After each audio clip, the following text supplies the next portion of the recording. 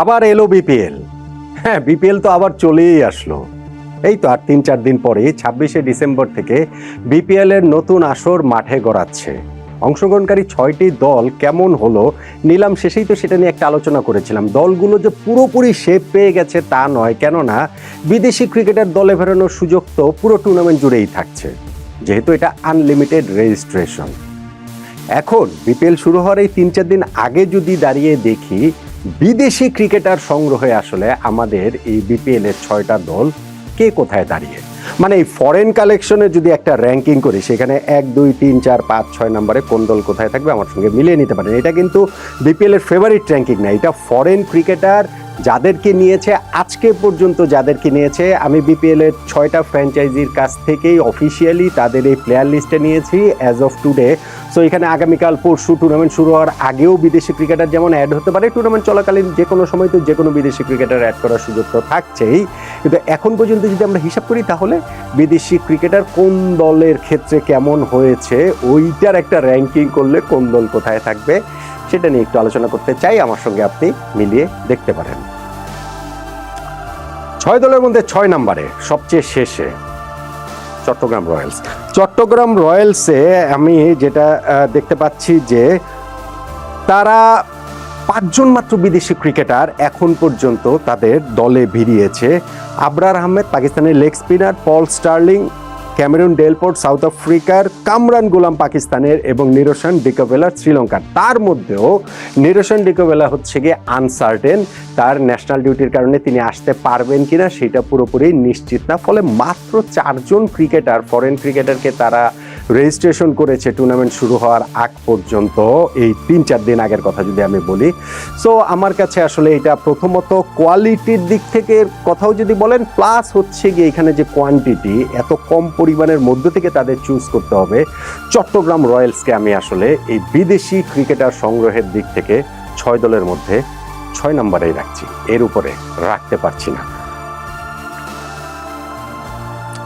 ৫ নম্বরে Noakhali express. Noakhali এক্সপ্রেসকে probably আরেকটু উপরে রাখতে পারতাম যদি কুশল মেন্ডিসকে তারা পেত। কুশল মেন্ডিস এর মধ্যে একটা ইনজুরিতে পড়েছেন IL T20 খেলতে গিয়ে, এবং তার এই বিপিএল খেলাটা খুবই আনসার্টেনিটির মধ্যে আসলে পড়ে গিয়েছে, যেই কারণে তাদের কালেকশন কিন্তু বিদেশি খারাপ না।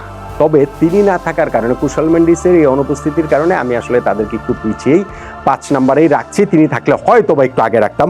আর কারা কারা নোয়াখালী এক্সপ্রেসের এই বিদেশি ক্রিকেটার তালিকায় রয়েছে সেটা যদি আমরা দেখি, জনসন চার্লস, মোহাম্মদ নবী, হায়দার আলী, ইহসানুল্লাহ খান, জহির খান, মাস সাদাকাত, ইবরার আহমেদ, বিলাল সামি, হাসান, ইসাখিল।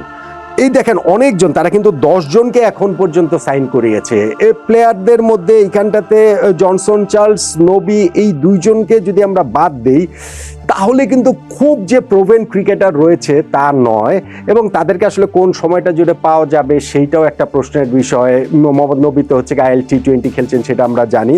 ফলে এই কুশল মেন্ডিসকে আসলে তারা মিস করবে আমার কাছে মনে হয়, যদি তিনি খেলতে না পারেন নোয়াখালী এক্সপ্রেসের। তাই আমি এই ফরেন ক্রিকেটারের যে সংগ্রহ সেই জায়গার বিবেচনা করে তাদেরকে ৫ নম্বরেই রাখছি। ৪ নম্বর রাজশাহী ওয়ারিয়র্স। রাজশাহী ওয়ারিয়র্সের বিদেশি ক্রিকেটার রয়েছেন পাকিস্তানের সাহিবজাদা ফারহান, মোহাম্মদ নওয়াজ। এই দুইটাও শিখে খুবই গুড পিক আমার কাছে মনে হয়েছে, যেইটা ইনফ্যাক্ট তারা ওই বিপিএল এর নিলামের আগেই ওই সময়ই তারা ঘোষণা দিয়েছে ডিরেক্ট সাইনিংয়ে। সঙ্গে তাদের এখানে জাহানদাদ খান, বিনুরা ফার্নান্ডো আছেন, হুসাইন তালাত, সন্দীপ লামিচান এবং জিমি নিশাম, যিনি IL T20-তে তার অ্যাসাইনমেন্ট শেষ করে তারপরে দলের সঙ্গে যোগ দিবেন। রাজশাহী ওয়ারিয়র্স দলটা কিন্তু আমার কাছে সব দিক মিলে খুবই ব্যালেন্স একটা টিম মনে হয়, এবং এইখানটাতে কত বিদেশি ক্রিকেটার সংগ্রহে ৪ নম্বরে রেখেছি। তো আমার মনে হয় পুরো যখন আমরা বিপিএল এর একটা ফেভারিট র্যাঙ্কিং করবো সেইখানে রাজশাহী ওয়ারিয়র্সকে এর উপরেই আসলে রাখতে হবে। তবে বিদেশি ক্রিকেটারদের যেই জায়গাটা আমি দেখতে পাচ্ছি এখানে, মানে দুশান হেমন্তকেও তারা নিয়েছিল, কিন্তু প্রবাবলি তিনি বাংলাদেশে আর আসছেন না। ফলে যেই সব বিদেশি ক্রিকেটাররা রয়েছেন এইখানটাতে আমার কাছে তাদেরকে আমি 4 নম্বরের উপরে রাখতে পারছি না, যদিও এটা তারা যদি ক্লিক করে যান, সাহেবজাদা ফারহান বলেন, মোহাম্মদ নওয়াজ বলেন, এই দুজনের বাংলাদেশের কন্ডিশনে খুব ভালোই আসলে পারফর্ম করার কথা। জিমি নিশাম গুরুত্বপূর্ণ ম্যাচ, গুরুত্বপূর্ণ মোমেন্টে ক্লাচ প্লেয়ার, তিনি ওই জিনিসটা, ওই কাজের কাজটা করে দিতে পারেন। সন্দীপ লামিচান তিনি আজকেই রওনা দিয়েছেন বাংলাদেশের দলের সঙ্গে যোগ দেওয়ার জন্য, যে তিনি তার অফিসিয়াল ফেসবুক পেজে সেটা জানিয়েছেন। সো তিনিও আসলে খুব ভালো লেগ স্পিনার অস্ত্র হয়ে উঠতে পারেন। তবে রাজশাহী ওয়ারিয়র্সকে আমি আসলে 4 নম্বরেই রাখছি। 3 নম্বর ঢাকা ক্যাপিটালস। ঢাকা ক্যাপিটালসের বিদেশি ক্রিকেটারদের মধ্যে আমার সবচেয়ে বেশি করে যেটা চোখে পড়েছে, আমি ঠিক বলবো সন্দেহজনক চোখে পড়েছে ওইভাবে যদি নাও বলি, খুব ইন্টারেস্টিং কৌতূহল জাগা নিয়ে 2টা নাম এখানে রয়েছে, মোহাম্মদ আরিফ হোসেন এবং চৌধুরী শেরে আলী। এই দুইজনই হচ্ছেন গিয়ে সুইডেনের ক্রিকেটার, সুইডেনের হয়ে খেলেন। তাদের ওই সুইডেনও যে খুব ভালো খেলে, প্রথমত হচ্ছে বিশ্ব ক্রিকেট মানচিত্রে সুইডেন আর কি, কিন্তু আপনি নাম দেখেই নিশ্চয়ই বুঝতে পারছেন যে এই জায়গাটাতে তাদের ওই একটা সংযোগ রয়েছে বাংলাদেশের সঙ্গে, এবং সেইখানটা থেকে তাদের এই 2 ক্রিকেটারকে তারা দলে ভিড়িয়েছে। এইটা আমার কাছে একটু ইন্টারেস্টিং লাগে। তবে ঢাকা ক্যাপিটালসের ওভারঅল বিদেশি কালেকশন কিন্তু ভালো, বেশ ভালো। স্পেশালি অ্যালেক্স হেলস, উসমান খান, রামানুল্লাহ গুরবাজ, দাসুন সানাকা, এই 4টা নামকে আমার কাছে মনে হয় যে তারা ডিফারেন্স মেক করে দেওয়ার মতো। হ্যাঁ, তারা কতটা সময় আসবেন, কতটা সময় খেলতে পারবেন, সেগুলো তো আসলে প্রত্যেকের ক্ষেত্রে, প্রত্যেক দলগুলোর ফরেন ক্রিকেটারদের ক্ষেত্রে প্রযোজ্য, কিন্তু এই 4টা নামকে আমার কাছে মনে হয় যে না, তারা আসলে সত্যিকার অর্থেই ডিফারেন্স মেক করে দিতে পারেন। এর বাইরে ওডেন স্মিথ, ইমাদ ওয়াসিমও রয়েছেন, good cricketer, Ziaur Rahman Sharifi, Afghan cricketer, এবং হচ্ছে গিয়ে জুবাইরুল্লাহ আকবরী, তারা রয়েছেন এই ঢাকা ক্যাপিটালসের ফরেন ক্রিকেটার। এখন পর্যন্ত এই 10 জনকে তারা সাইন করেছে। ঢাকা ক্যাপিটালসকে ফরেন ক্রিকেটারের হিসাব ধরলে আমি আসলে 3 নম্বরেই রাখছি। 2 নম্বরে সিলেট টাইটান্স। এইটা একটু ইন্টারেস্টিং।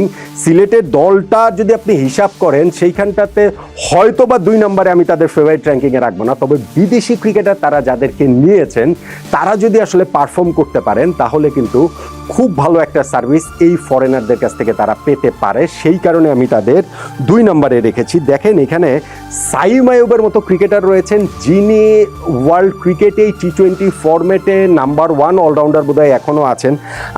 আজমতুল্লাহ ওমর জাই, যিনিও T20 ফরম্যাটে বিশ্বসেরা অলরাউন্ডারদের একজন। ফলে এইরকম 2 জন ক্রিকেটারকে যখন দলে নেয়, তখন কিন্তু সিলেটের ফ্র্যাঞ্চাইজিটা অনেকখানি এগিয়ে যায়, এবং তাদের কাছ থেকে কতটা সময় পাবে, যদি পুরোটা সময় পায়, সেই ক্ষেত্রে সিলেট টাইটান্স এইবার রেজাল্ট দিয়ে অনেককে চমকেও দিতে পারে। সঙ্গে আছেন মঈন আলী এবং অ্যাঞ্জেলো ম্যাথিউস, এই 2 জনও 2 ভেটেরান। তারাও এই ভীষণ অভিজ্ঞ ক্রিকেটারদেরও বাংলাদেশের কন্ডিশনের সঙ্গে খুবই তারা পরিচিত, এবং এই জায়গাটাতে তাদের ভালো পারফর্ম করার অতীত ইতিহাস রয়েছে, এবং তারা অনেকটা শিওর যে আসলে পারফর্ম তারা ভালো করবে না। সিলেটের এই বিদেশি ক্রিকেটার বাকি যে 2 জন, ইথান ব্রুকস এবং মোহাম্মদ আমির, পাকিস্তানের ওই পেসার, আপনি দেখেন যে তারা এই 6 জন মাত্র ক্রিকেটারকে এখন পর্যন্ত দলে নিয়েছে। তবে এইখানটাতে যখন সাইম আইয়ুব, আজমতুল্লাহ ওমর জাই, মঈন আলী, অ্যাঞ্জেলো ম্যাথিউস, এইরকম 4টা নাম থাকে, আমি মোহাম্মদ আমিরের কথাটাও না হয় বললাম, তখন কিন্তু আসলে বলতেই হয় যে তারা চুজ করেছে খুবই প্রিসাইজলি, এবং খুবই ভালো পারফরমেন্স বাংলাদেশের কন্ডিশনে তাদের কাছ থেকে, এই ক্রিকেটারদের কাছ থেকে আসলে পাওয়ার কথা। যেই কারণে বিদেশি ক্রিকেটার সংগ্রহে যদি আমি একটা যে ফেভারিট র্যাঙ্কিংটা করছি, সেইখানটাতে আমি সিলেট টাইটান্সকে 2 নম্বরে রাখছি, এবং 1 নম্বরে রংপুর রাইডার্স। তাদের দলটা যেমন ভালো হয়েছে, বাংলাদেশের ক্রিকেটার যেমন ভালো হয়েছে, বিদেশি ক্রিকেটারদের জায়গাটাতেও তারা আসলে মোটামুটি সব গ্রাউন্ড কাভার করে ফেলেছে, এবং সেইখানটাতে আপনি দেখেন খুবই কার্যকর কিছু ক্রিকেটার নিয়েছে। এবং সেইটা বাংলাদেশের কন্ডিশনের কথা মাথায় যদি আমরা রাখি, তাহলে আপনার এখানে খাজা নাফিস, সুফিয়ান মুকিম, খুশদিল শাহ, ইফতেখার আহমেদ, ফাহিম আশরাফ, আকিব জাভেদ, এই ক্রিকেটাররা কিন্তু বিপিএলও ইনফ্যাক্ট রেগুলার হচ্ছে গিয়ে তারা মানে ভালো পারফর্ম করার কথা। স্পেশালি আমার কাছে মনে হয় যে সুফিয়ান মুকিব এই জায়গাটাতে খুবই তাদের একটা মার্কি সাইনিং হয়ে যেতে পারে। তার বল খেলতে প্রতিপক্ষ ব্যাটসম্যানদের খুব ভুগতে পারে। সঙ্গে এখানে দাউদ মালান রয়েছেন, কাইল মায়ার্স রয়েছেন, আরও এমিলিয়ানো গে, মোহাম্মদ আখলাক, তারা রয়েছেন। ফলে এই যে রংপুর রাইডার্সের যে বিদেশি ক্রিকেটারের যে কালেকশন, তারা যেই বিদেশি ক্রিকেটার দলে ভিড়েছে, এমনিতে তাদের দেশি ক্রিকেটারদের দলটাও আসলে দুর্দান্ত হয়েছে, যাদেরকে নিয়েছে ডিরেক্ট সাইনিং এ, যাদেরকে নিয়েছে নিলাম থেকে, যাদেরকে নিয়েছে, প্লাস এই ফরেন কোটা থেকে তারা স্পেশালি যে পাকিস্তানের যে বিরাট একটা বাঞ্চ নিয়েছে, সুফিয়ান মুকিম, খাজা, নাফি, খুশদিল শাহ, ইফতেখার আহমেদ, ফাহিম আশরাফ, আকিব জাভেদ। সো এই জায়গাটাতে আমার কাছে মনে হয়, সঙ্গে দাভিদ মালান, কাইল মায়ার্স, আমার কাছে মনে হয় যে রংপুর রাইডার্সের এই ফরেন কালেকশনের দিক থেকে তারা আসলে আমার কাছে এক নম্বরে রয়েছে। তাহলে এই যে বিপিএল এ 6টা দল রয়েছে, সেইখানটাতে আমার হিসাবে বিদেশি ক্রিকেটারদের এই জায়গাটা থেকে আমার কাছে মনে হয় 1 নম্বরে রংপুর রাইডার্স, 2 নম্বরে সিলেট টাইটান্স, 3 নম্বরে ঢাকা ক্যাপিটালস, 4 নম্বরে রাজশাহী ওয়ারিয়র্স, 5 নম্বরে নোয়াখালী এক্সপ্রেস এবং 6 নম্বরে চট্টগ্রাম রয়্যালস। আগামী এখনো 3-4 দিন বাকি রয়েছে বিপিএল মাঠে গড়ানোর আগেই। সেইখানটাতে নতুন নতুন নাম অ্যাড হলে এই র্যাঙ্কিং এর হিসাব নিকাশটা একেবারে ওলটপালট হয়ে যেতেও তো পারে। কিন্তু আজকে পর্যন্ত দাঁড়িয়ে যেই সব দলে যেসব বিদেশি ক্রিকেটার রয়েছে বলে আমি বললাম, তাতে করে আমার এই বিদেশি ক্রিকেটারদের র্যাঙ্কিং বিপিএল এর দলগুলোর ক্ষেত্রে, সেটার সঙ্গে আপনি পুরোপুরি তো আর একমত হবেন না। কতটা একমত হলেন জানাতে পারেন।